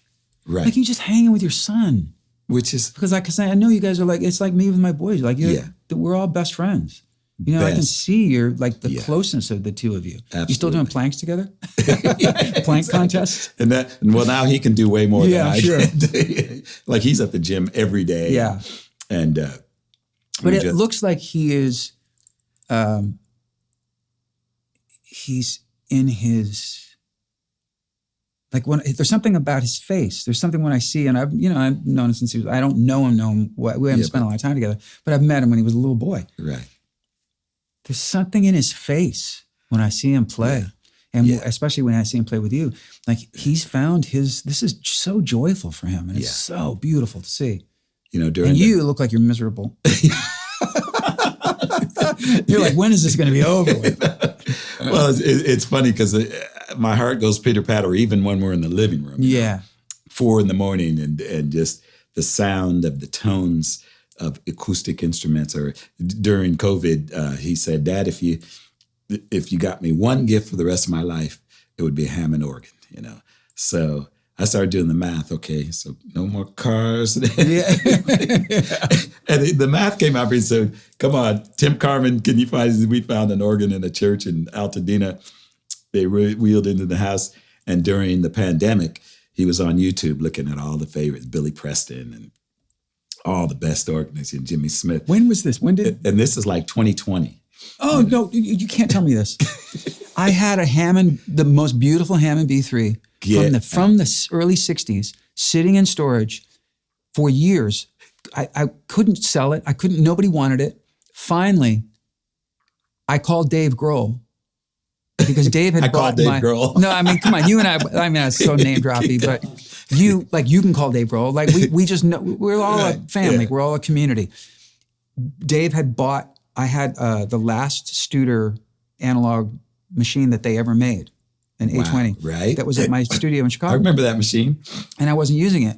And he heard about it. So he said to me, I met him at a party, and he said, do you have the last Studer A20 that they ever made? And I was like, yeah. And he goes, will you sell it to me? And I was like, yeah. So it's in his studio. So I called Dave a few years ago, and I said, do you need a B3? He's like, I don't think we do. But he goes, you know what? I'll give your number to Rami, our keyboard player. Yeah. Rami was like, dude, I gotta have it. And I said, just take it. Get out. I would have given it to you. No offense, Rami, but I would have absolutely. I would have loved to have kept it in the family, if you will. Unbelievable. But that's great that that's what he wanted, and that's what he wanted. And him up. as a matter of fact, the fires early in the year, we looked out and saw they were approaching, and we got the evacuation notice. And he said, "All I want to take is the Hammond B3." Can we put this in the back seat? Exactly. Which bless him, I mean, he really bonded with that instrument, and So do you think that he feels more connected to organ than piano? I think it's his favorite instrument. Oh, wow. Yeah, and he has an understanding and awareness of the patches and everything and the stops and he really, really gets it. Like it is an expressive. It's an extension of it. Have you ever had like any of the guys you might know, like Billy Payne or those guys who were like, or Paich, or come and sit with him and? Absolutely, yeah. Greg. Yeah, Greg. Yeah, I never think of Greg as being a B3 player, but of course he can play anything. Yeah, but yeah, Paich and he's really he's just really taken to it, which is exciting. And as you know, when you're there with your kids, like what else is there? Well, you lose track of time. Exactly. That's my goal for the rest of how many years I have left on this planet. Is I want to do as many things as I can where I lose track of time. And for me, luckily, I lose track of time on stage. Right. I have to have a clock because I'll be there for 3 hours. They don't pull me off because I just love it. It's my favorite thing to do is get up and sing for people. Yeah. And make people happy. And they go, hey, I'm just going to take our minds off of everything for a couple hours. Right. What a gift to be able to do that and experience that with an audience. But I want that in my life too. And when I'm with my kids, and when I'm just sitting over here having a cocktail with my wife. Wow. Like last night, Daisy and I sat there and just talked so much shit for 2.5 hours. Wow. We don't watch TV, we talk. Right. And we lose track of time. We'll look at each other and go, honey, it's 1 a.m. We've been talking for 3 hours. Like that's how I want to spend my time. Fantastic. And that's to me one of the things I think that attracts people to you, because everybody has a story. Everybody has a story, right? And growing up, I was breastfed by my father. I had to walk uphill to school both ways. And my mother never breastfed me. She said she liked me as a friend. But in a world where that's more of the norm, I think when you sit down there with a guitar and tell a story that everybody can relate to in the world, and I don't care whether with Indonesia, Australia, and to me that's your superpower. Yeah, I agree. It's a gift too. It's such a gift. Yeah, I'm always humbled by it, but the older I get, the more grateful I am to do it every time. And if I go weeks, which is rare for me to go more than a couple of weeks without doing a gig, I get antsy, Right. Like I'm thinking about Friday night in Palm Springs. I can't wait. It's just another gig, but it's not. It's what I love to do more than anything in the world. And when I watched you at the Albert Hall and they had you on the big screen, so there you were, like you could just see your freckles, right? This pore right here. And I could see as you were at the piano, and I could see, because, but I could see, like, if you could not smile. I could see the corners of and you can tell it was just coming from the heart, like the joy. And it was just, here I am at the Royal Albert Hall in London, sold out show, doing exactly what I love doing. With my pal. And the fact that that lined up on our calendars, where months before you said, I forget where, I think we were just talking and somehow it came up about you doing a run with Eric. And I got the one night that you guys took off in that week. Because it's really hard to get that room. Exactly. And mostly because Eric Clapton's there. But when we figured out you're going to be there and you're not going to go somewhere on the day off, and I said, would you want to? And you were like, yeah, I don't want to sit on one song. I want to play a couple songs. And the fact that we got to share that together, and I felt like the audience, and there's just something about the Royal Albert Hall and London in general for me that throughout my whole career. Right. I've had the greatest nights of my life in that room, in that city.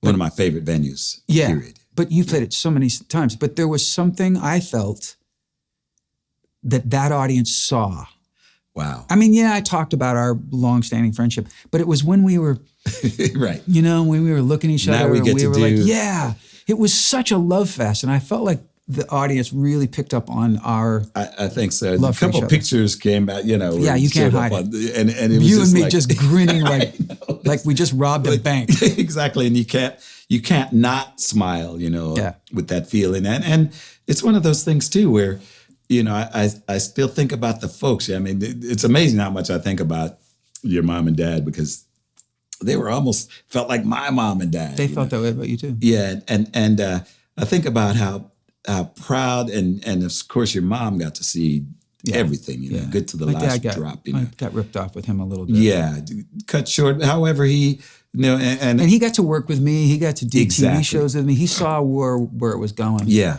and I think about the evolution of like, here's Dick Marx, and then here's Richard Marx, and then here's your sons, you Yeah. know, and it really, you know, it's kind of rare when you see that kind of connection in family, in music, you know, Yeah. because music kind of pulls families apart a lot of the time. Right. That's very, very true.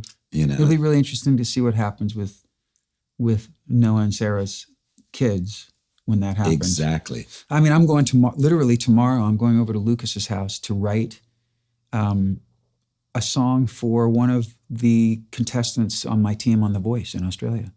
Wow. I just decided I want to write some songs for some of these people, and so great. Lucas is frankly my favorite producer. He's my favorite. I think he's the best. Wow. I think he's literally the best pop songwriter producer I know right now. Come on. In terms of like, And you've worked with I work with everybody. But Lucas, my son Lucas, and my other two boys are really talented, really good. And Wow. they're not sort of straight down the middle pop.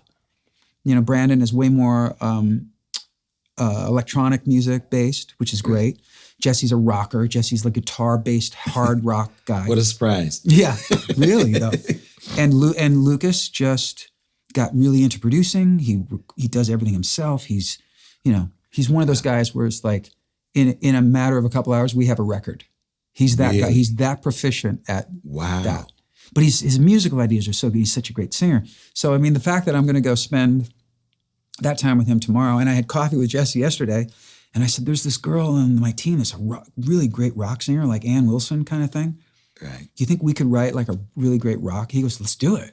So I mean, I'm going to end up doing something with all three of them for different artists. But Wow. to be able to do, like, to have my dad tell me what an asshole I was to have writer's block. No, for my dad to have been my hero musically, Wow. and to start my musical career, and then to now be working with my kids is, and I think that'll probably you'll Same- experience that. same You'll be- story, yeah. You'll be playing with your grandkids, you know. Unbelievable. Yeah. And Anyway, we could be here all day. We have to do a part 2. we have to. There's still stuff I didn't get to, but I think man. Yeah, no, again, we could go, we're just getting warmed up, Yeah. right? You know, and So, Father-Son album, go get that. What's your next tour? You're touring with Noah in Southeast Asia. Southeast Asia, and it's just fun. I just have to say congratulations, because I look up and there's my buddy like walking across the red carpet, you know, at Cannes Film Festival, and you and your beautiful. I mean, I love to see people living the dream, you know. Well, we're both, you know, we're in touch with each other a lot, and I think that what's happening, well, our lives are really, really good and really full of love and happiness and joy, and we recognize how rare that is right now. So I love that. I just get so excited for you, and I feel it from you, back from you. And we don't take it for granted. We don't take it for And granted. it didn't just come, it just didn't happen, you know, without all the choices that you had to make. And, you know, like I say, I've watched you from 18 years old become, you know, the star that you are. And I couldn't be happier for you. I love you, my friend. And we're empty. Cheers. Hey, Just we're about. empty. You got a little bit left. Thanks for I love you. the Thank you, Nate. organic, wait. organic carrot juice, by the way. You get a gift. Uh-oh. I always give a gift. Wow. And I thought this was the most perfect gift. So I give a gift of vinyl to all my guests. Wow. And the if way, it's just somebody I wanna don't make sure. really know well, sometimes like Maria Menounos, I had a really great hang here with her. Wow. But I didn't know what she was into in music. So I ended up getting Big her. fan, by the way. She's awesome. Yes, she's amazing. I got her the album, an original vinyl copy of the album that was #1 when she was born, the day she was born. Wow. Which happened to be Saturday Night Fever, the Saturday Night Fever soundtrack, which is a great album. That's awesome. There was no question what I wanted to give you. One of my dad's albums. Wow. You know, he made like really? 6 albums in the 40s and 50s. And look, they spelled his name wrong. Marks. But it's right on the back. No. Really? And I know that you sat with him and he played a little bit, but you never really heard how brilliant he was. No. As a jazzer. Wow. And look, he was just a kid on this. Look at this, Dick Marks, Marks. Marks. Because you talk about that in the book too. You know, the well, spelling. I think, and I also wonder if back then, if the record company, but it's spelled Marks on the label and it's spelled Marks on the back cover. What? Making this twice as valuable. Yeah, it's a misprint. That's amazing. Marx makes Broadway. Yeah, so he just did a collection of Dick Broadway Marks songs. Piano. Yeah. Buddy Collette. I knew Buddy. I Did played you? with him. Yeah. No way. Yeah, absolutely. Wow. Oh man, brother. I love you. I love you. And our To be continued, our right? parents are partying, thinking that we're oh my goodness, having this love fest we have today. They'd be so happy. I know they're happy, smiling because we are in a world today where it's a little different than what we thought, but we managed to find the light. Yeah, and we always do. And continue that. So continued success, brother. And to you. I Cheers, love you. pal. Love you too.